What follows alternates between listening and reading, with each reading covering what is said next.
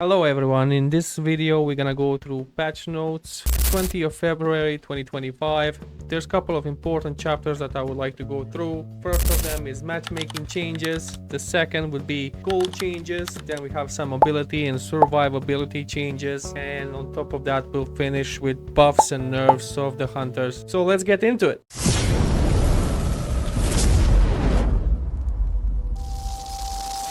On number one, the change we all have been waiting for so long, and it's finally here. Separates ranked and normal game matching, so no longer when you queue up for ranked will be there people who are just trolling or training or doing crazy stunts. As it states, with this patch we're separating ranked and regular matching in order to create a fair playing environment. Players with the same goal have been matched with each other. It's not gonna be as pleasant as we're aiming for, but it's something that players have been wanting, so we've been considering it as our first priority. It ends in season 0 and we've been adding new players little by little. This is good news if they see that the new players are actually starting to show up. We expect this patch to improve the quality of the game and the player experience from game to game, and to ensure that everyone in a match can play with the same expectations and goals. One of the biggest concerns after the separation of matches will be waiting time for matching, but since the majority of players are still playing mainly ranked games, we are constantly improving matchmaking. We expect that waiting time for ranked games to be similar to what it is now. And then another change on top of that is that pub games are gonna be used mostly as a training grounds, where they're gonna be adding more bots so you can train your new hunters, new strategies, new abilities, your teams, synergies, etc. So they're gonna have more bots to reduce the waiting time. Next on we go on the goal use adjustments. We got some shield repair cost reduced by 50%, and there's gonna be 4 powers in base cap shop that are sold in a fixed amount, and the amount of power sold changes every 1 hour in real time. Shop vendor visual updates. Quests, 2 new quests have been added. Obtain the meteor soul and take control of the enemy base camp, which is kind of good. And the quest reward amount have been adjusted, and some quest rewards have been changed from upgrade fragments to gold. So for Brawler it's gonna be 2000 gold, team wipe 2000, bull hunter 500, capture enemy base camp 2000 gold per person. This is huge. It's not as hard to do, and a lot of gold there. Minion Slayer 500 gold per person, Meteor Hunter 2000 gold per person, Giant Boar 1000 gold per person. Now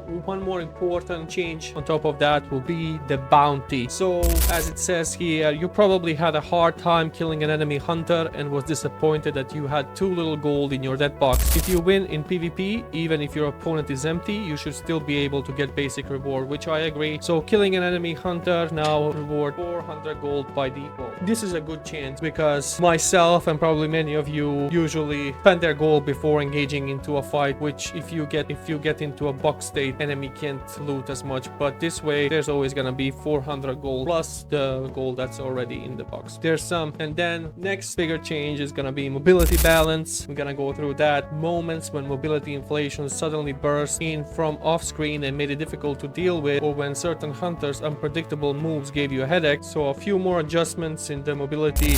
Jump plus dash or dash plus jump to make engagements easier to read and deeper in combat. Jump plus dash. Dashes with a short duration of less than 1 second are slowed down by 50% when used stationary. Dashes with long travel or directional aiming, such as Celeste or Joule, Shift or Bishop, Felix or Beebo are not affected. And then we have jump, dash plus glider. You'll still gain acceleration with this combo, but the slowdown will be applied a little faster. And then we get on what I believe to be a huge change on how Supervive is gonna be played, and that is what I also mentioned in one of my previous videos from the playtesting, is that defeating an enemy hunter instantly restores health and resets the cooldowns of his dash skill. Now in a playtest it was reset of all first 3 abilities except the ultimate, and that would have sucked. That would have really sucked if they kept that changed. Now they changed it only to dash to be reset, and you heal for, depending on the hunter's characteristic, the amount of healing will vary. Heals for 500 health, that would be Beebo, Bishop, Crysta, Elluna, Celeste, Ghost, Shrike, Void, and then others who heal for 250 health is gonna be Brall, Felix, Shiv, Hudson, Jin, Joule, Kingpin, and Oath, because they already heal a little bit by themselves. And then we have to another change, that's gonna be the delete basic attack upgrade, so you will no longer be able to upgrade your primary weapon, which I kind of like. I kind of like that they put it in just so I could start hating it, because like it's really unnecessary. And next time we're gonna move on to hunter changes. So we'll start with Beebo. Base health increase from 1060 to 1200. Health scaling increase from 62 to 72. Increases approximately 250 HP at max level. So he's gonna be a little bit more tankier to complement his melee ability and to really get in there and fight. And then we have some changes to his ability. Beebo Bomber can now be used against wisps. This is huge. You can execute wisps from far away with your Beebo Bomb. And the bigger change here is allied wisps with the Beebo Bomber radius are revived and enemy wisps are finished. Yeah, so you're gonna be able to revive a friendly wisp in a fight with your bomb. This is huge. I gotta admit, this is huge buffs to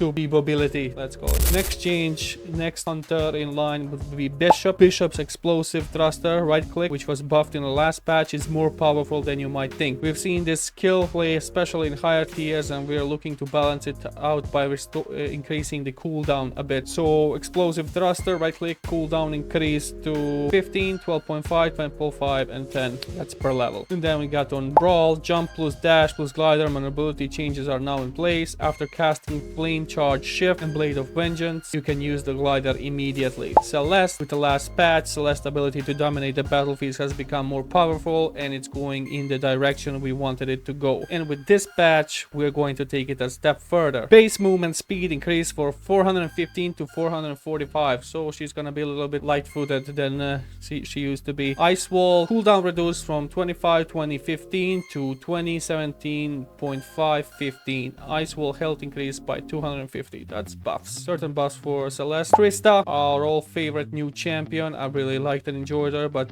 she was a bit overpowered. As it states here, since launch we've heard a lot of feedback that Crysta's performance is too powerful. However, rather than over-nerfing it all at once, we're trying to balance it out with other hunters by adjusting its overall damage. Fixed the bug that caused cooldown reduction items to increase Crysta's attack speed. I didn't even know that existed. And then we have some changes on her passive, on reverberation. Damage reduced from 51 plus 32% of skill attack to 48 plus 30% skill attack. It's not a lot, but it's something. Some nerfs. Energy boomerang cooldown increased from 9, 8, 7.5, 7.5 to 9.5, 8.5, 7.5. So it's only a change for first two levels, and then after that it balances itself out. Double rush, her shift ability, her dash cooldown increased from 15, 11, 7 to 15, 12, 9. Wow. Cooldown refounded by passive for occupants on level 4 upgrades reduced from 100% to 50%. This is a nerf for sure. We'll see how it's gonna play out. I don't think that she's gonna be any less stronger, but I think Crysta players will use her abilities more strategically than before. Nuclear saturation, damage reduced from 445.5, 50, 55 plus 23.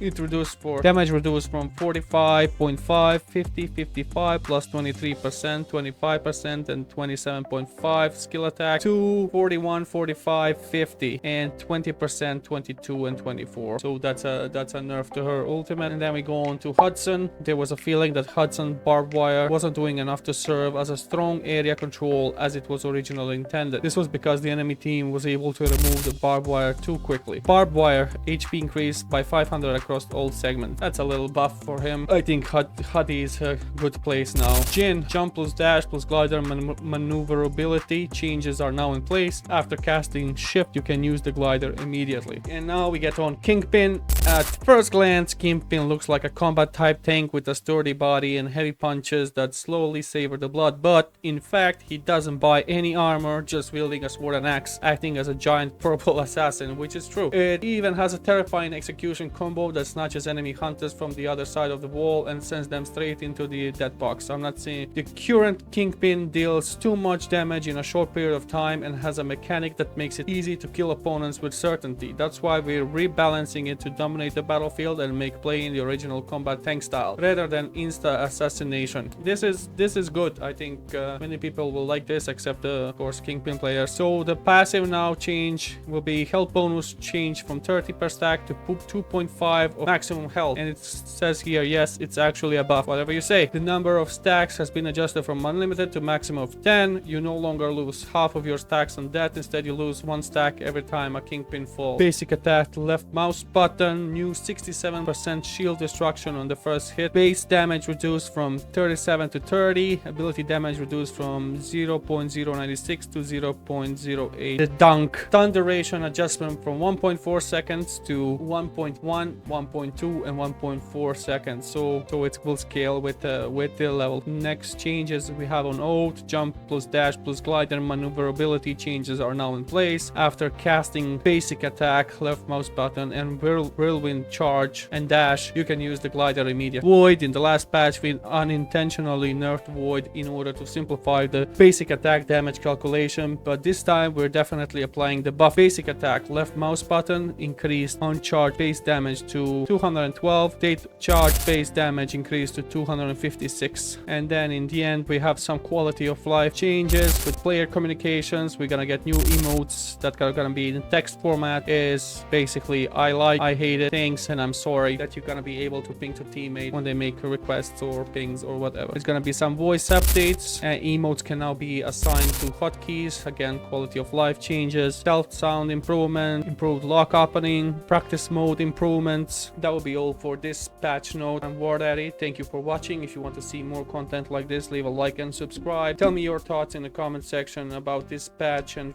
about the future of Supervive, and peace out.